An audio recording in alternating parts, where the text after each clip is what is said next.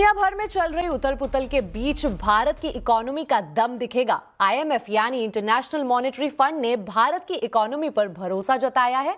IMF ने वित्त वर्ष 26 के लिए भारत का जीडीपी ग्रोथ अनुमान 70 बेसिस पॉइंट बढ़ाकर 7.3% कर दिया है। रिपोर्ट में कहा गया है कि तीसरी तिमाही में उम्मीद से बेहतर नतीजे और चौथी तिमाही में मजबूत रफ्तार नजर आ रही है। वहीं आईएमएफ ने वित्त वर्ष 27 के लिए भी ग्रोथ अनुमान बढ़ाकर 6.4% कर दिया है। भारत की जीडीपी ग्रोथ के अनुमान में इजाफा दूसरे देशों की तुलना में इस बात की ओर इशारा करता है कि भारत दुनिया में सबसे तेजी से आगे बढ़ती इकोनॉमी में टॉप पर बना रहेगा। अगर ओला उबर की सर्विस महंगी होती है, नेटफ्लिक्स पर मूवी देखने के ज्यादा पैसे देने पड़ते हैं, तो इसे महंगाई बढ़ना माना जाएगा। दरअसल महंगाई दर बताने वाली सरकारी आंकड़े कंज्यूमर प्राइस इंडेक्स यानी सीपीआई में अब ऐसे कई नए आइटम्स जोड़े जाएंगे, जबकि सालों से चले रहे पुराने आइटम जैसे ऑडियो कैसेट, टॉर्च जैसे आइटम इससे बाहर किए जाएंगे। आज इस मुद्दे पर बनी कमेटी की अहम बैठक हुई है, जिसमें सीपीआई की नई सीरीज को मंजूरी दे दी गई है। पूरी खबर जानने के लिए चलते हैं लक्ष्मण रॉय के पास। लक्ष्मण जी, सीपीआई के तौर तरीके में बदलाव का आखिर क्या असर पड़ने वाला है?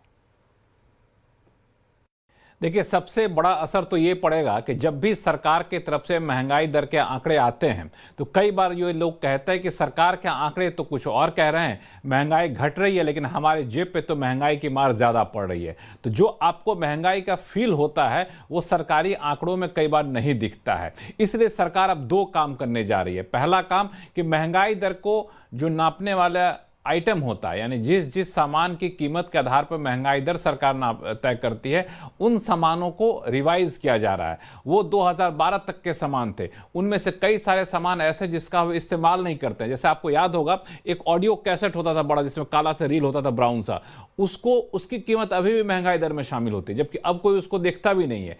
और वैसे ही टॉर्च, वैसे ही टमटम, इन सब चीज़ों किराए भी इसमें शामिल होते हैं, इन सब के दाम इसमें शामिल होते हैं। अब क्या कर रही है सरकार? इन सारे आइटम को जिसका इस्तेमाल नहीं होता है उसको हटा रही है। जिनका इस्तेमाल बहुत कम होता है उसका वेटेज कम कर रही है, लेकिन जिनका इस्तेमाल ज़्यादा होता है उसको इसमें शामिल कर रही है। मिसाल के तौर पर आप ओला उबर की सर्विस लेते हैं, मेट्रो राइड करते हैं, नेटफ्लिक्स देखने जाते हैं, मोबाइल फ़ोन खरीदते हैं, इन सब पर डिमांड काफ़ी बढ़ता है। डेटा का पैसा हुआ, तो जब इनकी कीमत बढ़ेगी घटेगी तो उसके वेटेज को इसमें शामिल किया जा रहा है, यानी जो असली खर्च आपका हो रहा है वो महंगाई दर में दिखे। तो अभी करीब 200 मैं देख रहा था 299 आइटम है, इनकी संख्या बढ़ा करके सरकार 350 के करीब आइटम करने जा रही है। नए नए आइटम शामिल करेगी, वेटेज कम करेगी, कुछ का बढ़ाएगी। खाने पीने के आइटम में जो अनाज होते हैं उस पर खर्च लोगों का कम हो रहा है, फल फूल सब्जी पे खर्च ज्यादा हो रहा है, तो उसका वेटेज सरकार बढ़ाएगी। तो इस हिसाब से नए आइटम, रोजमर्रा की आधुनिक जरूरतों को शामिल किया जाएगा, तो ज्यादा वास्तविक आंकड़े दिखेंगे महंगाई दर में। 2012 के बेस के बजाय 2024 के बेस को माना जाएगा। इसके लिए कमेटी बनी थी,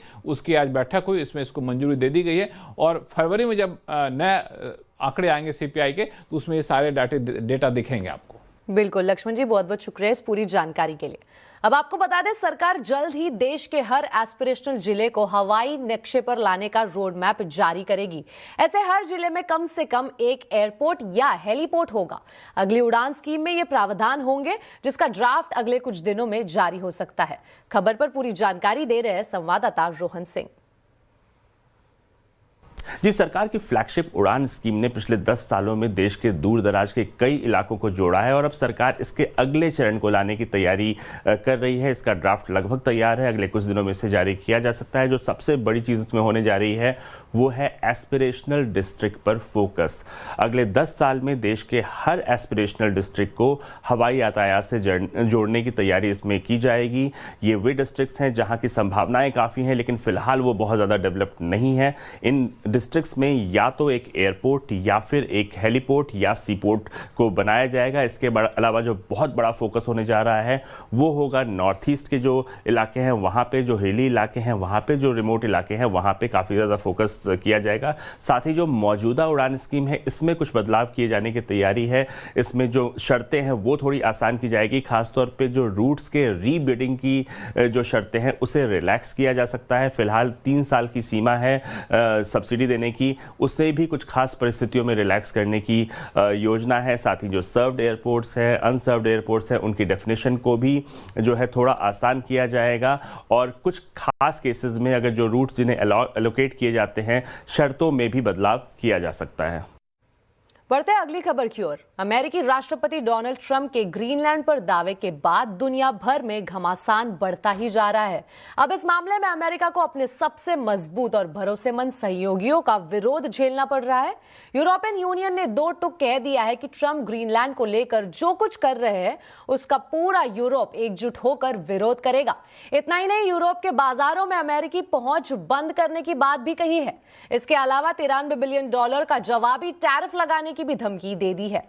यूके के प्रधानमंत्री कीर स्टारमर और फ्रांस के राष्ट्रपति इमैनुअल मैक्रोन ने सहयोगियों पर टैरिफ की धमकी को गलत बताया है। इसके अलावा ग्रीनलैंड की सिक्योरिटी को प्राथमिकता देने की बात कही है। इससे पहले ट्रंप ने ग्रीनलैंड पर अमेरिका का समर्थन नहीं करने वाले देशों पर 10% अतिरिक्त टैरिफ लगाने का ऐलान किया है। इतना ही नहीं, ट्रंप ने मिलिट्री एक्शन की चेतावनी भी दी है। ट्रंप ने रूस का बहाना लेकर डेनमार्क को धमकी दी है। तो ग्रीनलैंड के मुद्दे पर टैरिफ लगाकर डोनाल्ड ट्रंप ने यूरोप से सीधी टक्कर ले ली है। लेकिन ट्रंप ग्रीनलैंड में वही करना चाहते हैं जो पुतिन ने यूक्रेन में किया है। ऐसे में आखिर क्या है ट्रंप का प्लान, और अगर ऐसा हुआ तो ट्रंप को कैसे अपने सहयोगियों के विरोध का सामना करना पड़ेगा, देखिए इस रिपोर्ट में। 2026 में डोनाल्ड ट्रंप चाहते हैं पूरा ग्रीनलैंड और 2026 में व्लादिमीर पुतिन चाहते हैं आधा यूक्रेन। क्या है 2026 को लेकर दोनों लीडर्स का बहुत ही खतरनाक प्लान?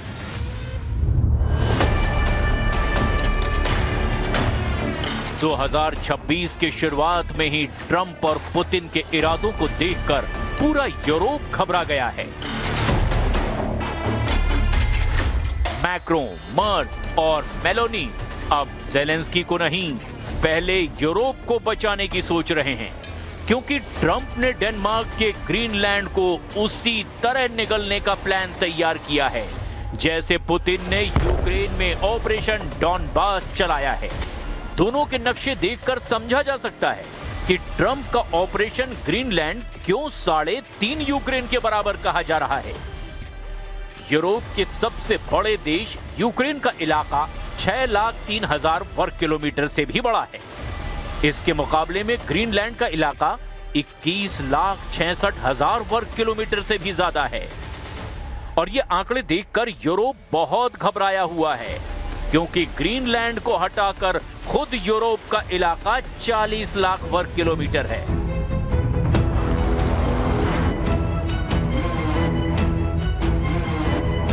दोनों ही इस वक्त दुनिया के सबसे बड़े वॉर जोन बन चुके हैं। यूक्रेन में लड़ाई जारी है, वहीं ग्रीनलैंड की खामोशी कब बहुत बड़े युद्ध में तब्दील हो जाएगी, इसकी आहट डोनाल्ड ट्रंप के बयानों में मिल रही है। We need Greenland from the standpoint of national security, and Denmark is not going to be able to do it, I can tell you that. Donald Trump ने ग्रीनलैंड के मुद्दे पर यूरोप को सजा देनी भी शुरू कर दी है। ट्रंप ने ऑपरेशन ग्रीनलैंड का विरोध करने पर अपने मित्र देशों पर ही टैरिफ बम फोड़ दिया है। ट्रंप ने सबसे पहले डेनमार्क पर 10% टैरिफ लगाया, जो 1 फरवरी से लागू होगा। ट्रंप का टैरिफ बम वाला गुस्सा यहीं नहीं रुका, उन्होंने यूरोप के सबसे ताकतवर देशों पर भी टैरिफ बम लॉन्च कर दिया है।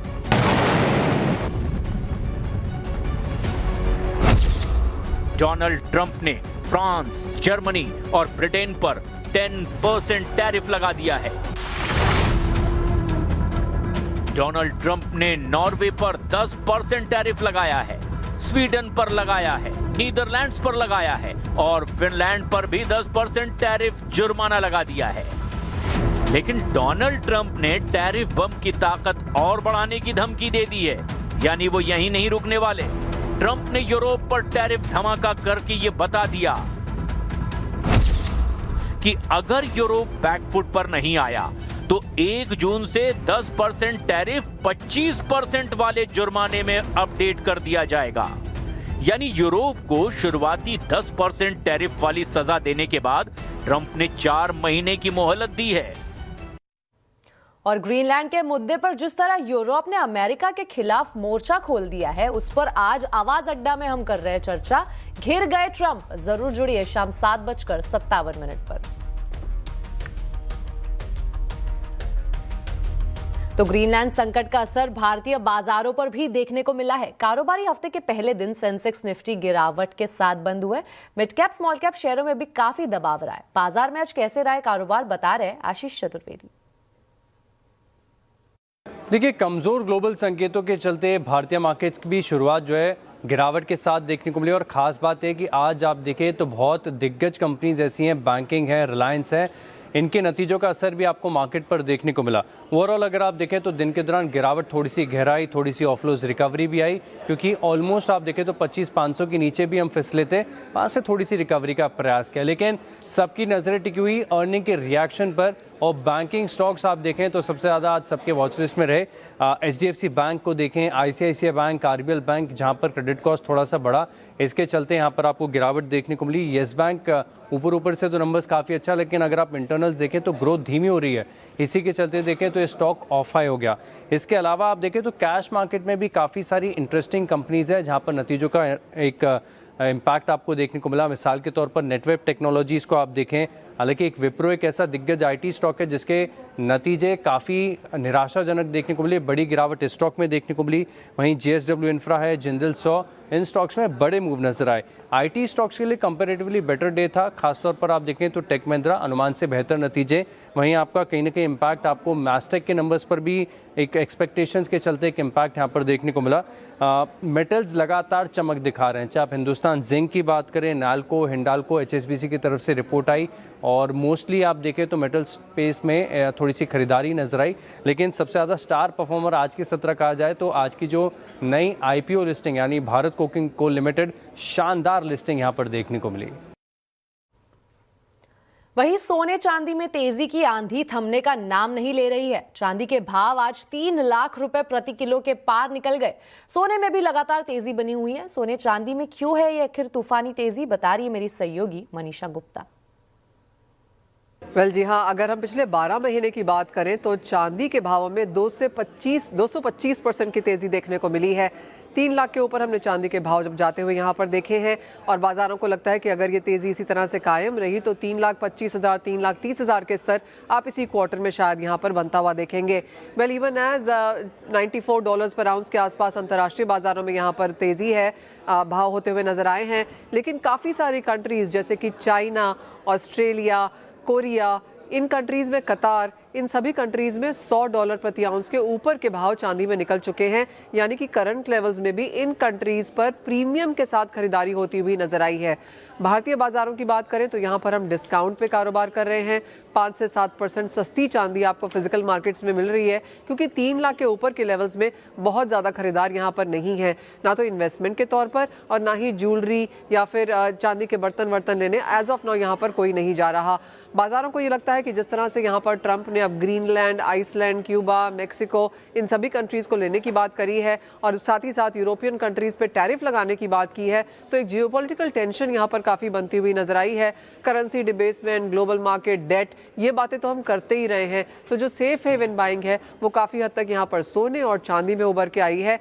बिकवाल यहाँ पर ज़्यादा नहीं है, खरीदार अभी भी होल्ड करके बैठे हैं, मुनाफा वसूली आ नहीं रही, हर डिप पे खरीदारी देखने को मिलती है। तो सोना चांदी एब्सोल्यूट सेफ हेवन के तौर पर फिलहाल कारोबार कर रहे हैं और मार्केट्स को लगता है कि यहाँ से कुछ और तेज़ी भी देखने को मिल पाएगी। ज़्यादातर ग्लोबल बैंक्स और ब्रोकरेजेस लगातार अपने जो अपसाइड टारगेट्स हैं सोने चांदी में बढ़ाते हुए यहाँ पर नजर आए हैं। तो एक और दिन जहाँ पर सोने चांदी में ऑल टाइम हाई बनता हुआ नजर आया, लेकिन यहाँ से भी और बाय कॉल्स हमने बाजार में अब भी बनते हुए देखी हैं। तो सोने चांदी की इस तूफानी तेजी को अगर देखें तो चांदी को लेकर निवेश की क्या स्ट्रैटेजी बनाए, क्या अभी निवेश करना सही है या निकलना बेहतर, इसी पर करेंगे कंज्यूमर अड्डा में चर्चा शाम 5:57 पर।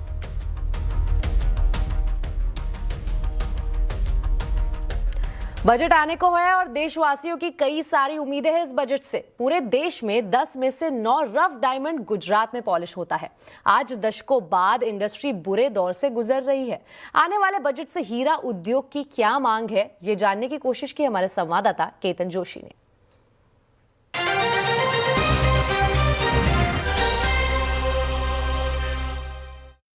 गुजरात डायमंड इंडस्ट्री इस वक्त हमारे साथ है, आइए उनसे इस बजट की विश जानते हैं। आप वित्त मंत्री से क्या चाहते हैं? भारत के वित्त मंत्री से हम ये उम्मीद रखते हैं कि जो अभी भारतीय इंडस्ट्रीज में जो डायमंड इंडस्ट्रीज की जो हालत है वो उसको ध्यान में रखते हुए अभी भारत में बहुत से अभी जो इंडस्ट्रीज में सियारा का अप्रूवल चाहिए, जेम्स एंड ज्वेलरी का अप्रूवल चाहिए और जितनी भी परसेंटेज है इसमें कोई कमी कर नहीं रही है गवर्नमेंट, तो ऐसे कैसे चलेगा। और अभी जो हो रहा है वो हम इंटरनेशनल मार्केट में टैरिफ पर भी मुसीबत में है, अमेरिका के टैरिफ इतना बढ़ गया, तो अब करें तो क्या करें।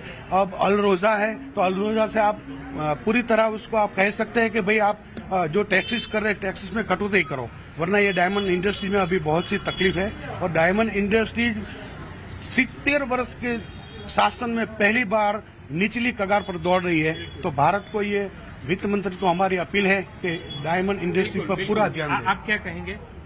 ये हमारा गुजरात से एक्सपोर्ट इंपोर्ट होता है, तो एक्सपोर्ट इंपोर्ट के अंदर जो ड्यूटी लगाते हैं इन लोग 4%, 5%, 6%, तो वो कम कर देवे और 0% पे ला देवे। इस बार डायमंड का इतना खराब पोजीशन है, इसकी बात मत पूछो कि हर एक इंसान को घर चलाना मुश्किल हो गया है। तो ये सरकार को हमारे निवेदन है कि आप कुछ और प्रतिक्रिया भी लेते हैं। आप क्या कहेंगे? अब डायमंड अर्बन टैक्स जो 4% लगाया है, हमारी जो बड़ी मांग है यहाँ का व्यापारी के, यहाँ का सबके, तो हम गुजरात सरकार के तरफ से और भारत सरकार को विनती करते हैं कि जो अर्बन टैक्स आपने लगाया 4%, तो 1% करने से ये डायमंड इंडस्ट्री इतनी बढ़ जाएगी। ये 3 साल से तो डायमंड उद्योग बंद है, तो उसको हब करने के लिए एक टैक्स निकाले। आप क्या कहेंगे? वर्तमान में जो कुरियर के जरिए जो हमारे पर 10 लाख का है, उसके अंदर 25 लाख तक वो किया जाए तो वैश्विक तरीके से हमारे जो व्यापारी है वो वहाँ के ग्राहक से जुड़े रहेंगे, ऐसी हमारी डिमांड है। तो काफी अच्छे पॉइंट है। अगर इस पर वित्त मंत्री गौर करते हैं तो न केवल इस सेक्टर को फायदा होगा, लेकिन पूरी दुनिया में हम इस क्षेत्र में स्पर्धा के रूप में भी बाहर आ सकते हैं। केतन जोशी, अहमदाबाद। अहमदाबाद के बाद अगली खबर में बात करेंगे लखनऊ की। लखनऊ की पहचान सैकड़ों साल पुरानी चिकनकारी का हुनर अब अपने अस्तित्व को बचाने की लड़ाई लड़ रहा है। पुराने लखनऊ के चौक की गलियों में पिछले कुछ समय में एक एक करके सैकड़ों चिकनकारी की दुकानें बंद हुई है। कारीगर मिल नहीं रहे। अब कारोबारी मांग कर रहे हैं कि बजट में एक ऐसा फंड मिले ताकि ये हुनर जिंदा रहे। देखिए लखनऊ से हमारे संवाददाता रोहन सिंह की ये रिपोर्ट।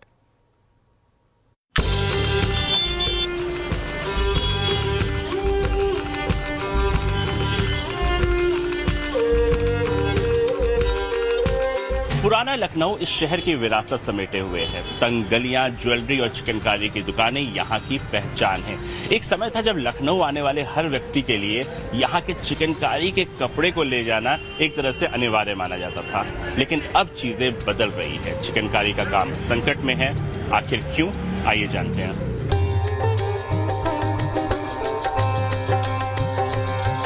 कपड़ों पर सुई धागों से बनी जादूगरी यानी चिकनकारी अब भी लखनऊ की पहचान है, लेकिन चौक के इस बाजार में पहले वाली रौनक नहीं है। कोविड संकट के दौरान कई दुकानें बंद हुई, फिर कभी नहीं खुली। हजारों कारीगर जो अपने घर गए वापस नहीं लौटे।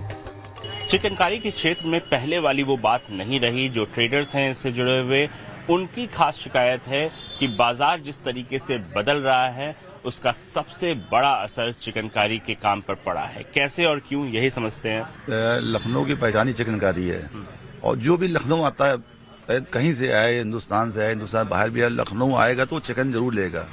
और ये हम लोग की विरासत ही समझिए, हम लोग काम ही हम लोग का यही काम है। हाँ, इसमें हजारों लाखों आदमी जुड़ा हुआ है। मतलब कोविड के बाद से हमारा धंधा मतलब 40% रह गया हम सबका, पूरा मतलब पूरे लखनऊ का। उसमें बहुत से कारीगर थे, सब कारीगर कहाँ चले गए, क्या हुआ। एक तो हर चीज में, एक फिर जीएसटी से भी बहुत हमारा नुकसान इसमें आएगा अपना। और हमारे जो चिकनकारी पे अगर जीएसटी हटा दी जाए तो हमारा काम फिर वही पुरानी उस पर पहुंच जाएगा। हाथ से बने इस काम में मेहनत ज्यादा है, मेहनताना कम, और महीन कारीगरी में समय काफी लगता है।